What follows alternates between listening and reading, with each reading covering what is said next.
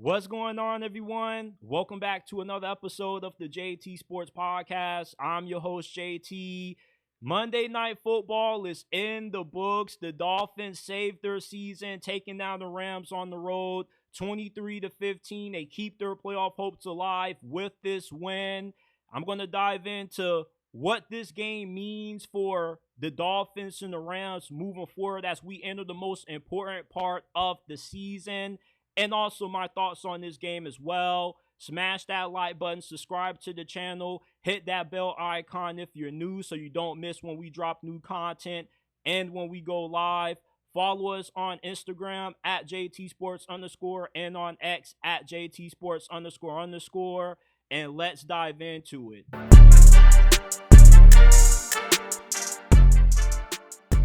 I haven't watched a lot of the Dolphins this year. This is the first time I've seen a full game of Miami since Tua has came back from his concussion.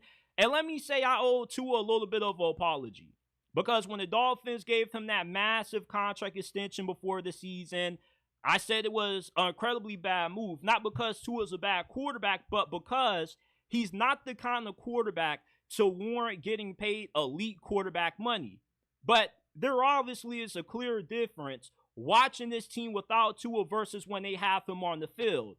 And I don't believe Tua is a bad quarterback. As a matter of fact, I think he for sure is a top 10 quarterback. When he's healthy, when he's on the field, the Dolphins, not only are they one of the better offenses in the league, but they pretty much are guaranteed to win anywhere between 9 to 12 games with Tua being healthy. My question about Miami is that how good can Tua be once you get into the month of December, once you get into playoff time? Because from this point on, the playoffs already have started for Miami. Your next two games coming up, you play the Raiders and the Patriots. That should help you get the 5 and 6 and kind of make things a little bit more easier for you in terms of your margin for error, because the Dolphins, they can afford to lose a game. You can still get into the playoffs being 10 and 7, still get a 6 or 7 seed, which is where it looks like the Dolphins are in position to get. But if you would have lost this game, your playoff chances would have been pretty much slim to none. 2 and 7 lowers your chances of getting into the postseason. So with you getting this win now, everything's on the table for you. And this defense was outstanding tonight. Their defensive line really got after it. They got 4 sacks on Matthew Stafford. The past 2 games, the Rams' offensive line didn't allow a single sack. And the difference between the winner and the loser of this game was that one team was actually able to punch the ball in the end zone, that being the Dolphins. They scored 2 touchdowns tonight. Meanwhile, the Rams, they put up a stinker offensively. They get into the red zone and they go 0-3. You got Matthew Stafford, who misses Kyren Williams when he's wide open for an easy touchdown. And then you also have to kick a field goal on 4th and goal at the 4. I felt that was the turning point for this game. And I felt it was one of the rare bad decisions that Sean McVay has made, because you got 6 minutes to go in the 4th quarter. You don't know if your defense is going to be able to give you another opportunity to win this game or potentially send it to overtime. So why not be aggressive in that spot? You know, it's only 4 yards to go. You would think that Sean McVay, being one of the best offensive line or one of the best offensive minds in recent memory, will be able to cook up a play call to get the ball over the goal line to score. Because if you would have went for a touchdown in that situation, it wouldn't have worked out for you, then you only would have been trailing 20-16. Kicking a field goal does you no good in that situation wherein you need scores and the Dolphins have the lead, and all they needed was a field goal to put this game on ice. Scoring a touchdown still gives you one more opportunity where you're not down 7 possessions, so you need an onside kick to win. All you would have needed was to go downfield, score, and you possibly could have either sent the game to overtime or been aggressive, go for 2 and win the game. So I felt that not going for it on 4th and goal, 4 yards shy of the end zone, was the decision that lost the game for the Rams tonight. And it's a decision that you don't really see Sean McVay make too often when he mishandles these late game situations. He's normally one of the better coaches in the league when it comes to situational football. And the Rams also had a lot of miscues on offense. They had an interception, a fumble by Kyron Williams. There was a stretch in the first half when there was just turnovers left and right. You had the Dolphins with the turnover, the Rams give it right back to them, and then somehow the Dolphins end up coming back out with another turnover. This game was a little bit chaotic in the first half. But the Rams tonight, their defense played well. It's just that your offense didn't hold up their end of the bargain. You know, with Sean McVay being one of the better offensive-minded coaches, you just expect a little bit of a better performance than what you saw out of that side of the ball tonight. They just look a little flat to me. And Miami isn't normally a team that plays that well against winning football teams, which most of us perceive the Rams to be. And with this loss now, you kind of dig yourself in a little bit of a hole where, yeah, you got a chance to win this division, but it's going to be incredibly tough with how hot Arizona has been these last couple of weeks, and they've been playing some good football. The good thing is that your next 3 games are all winnable. You got the Patriots, you got the Eagles, and you got the Saints. If you win all 3 of those games, you're 6-5, and you're right back in it. But even if you go 2 or 3, and let's say you do lose to the Philadelphia Eagles, then everything still is on the table.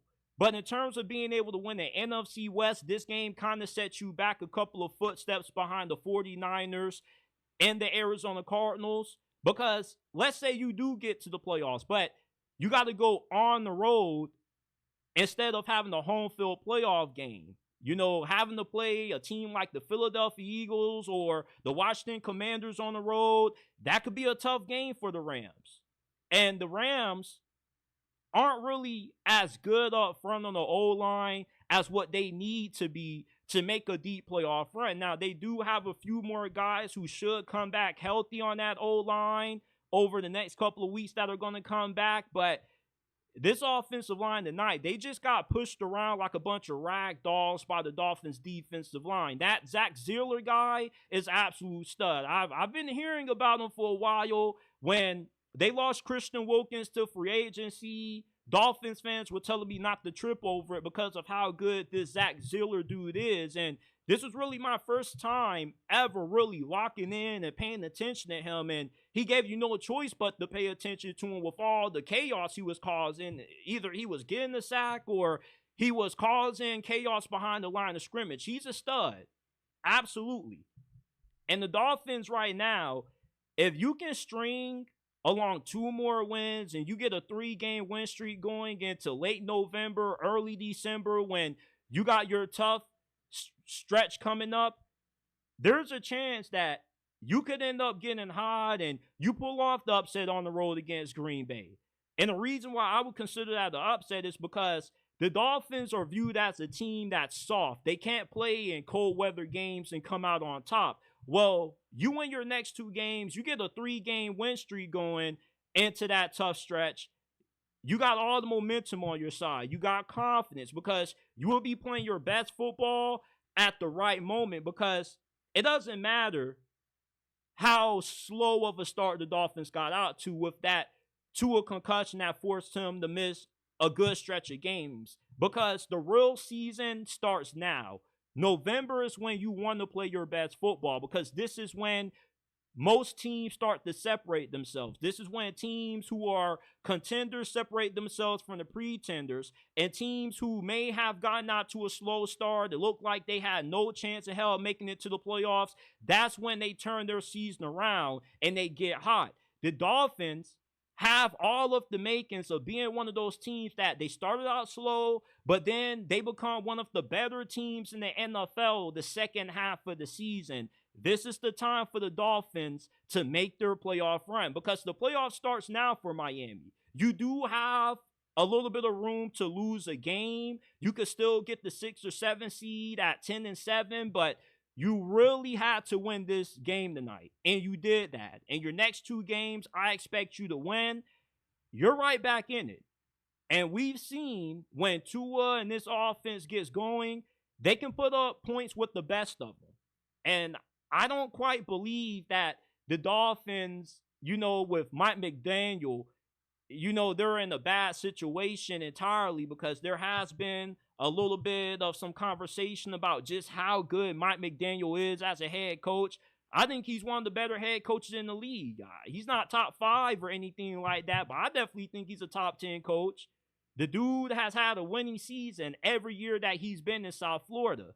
So I kind of feel like this game tonight showed that, hey, the Dolphins have the ability to beat quality teams. They always are good against the bad and average teams, but when they go up against a team that has the relative same amount of talent as what they do, or better, and good or better coaching, they normally come out on the losing end. So to beat a team like the Rams tonight definitely gives Dolphins fans a reason to be confident about why they can make that playoff push and sneak into the playoffs as a 6 or 7 seed and maybe cause a little bit of damage.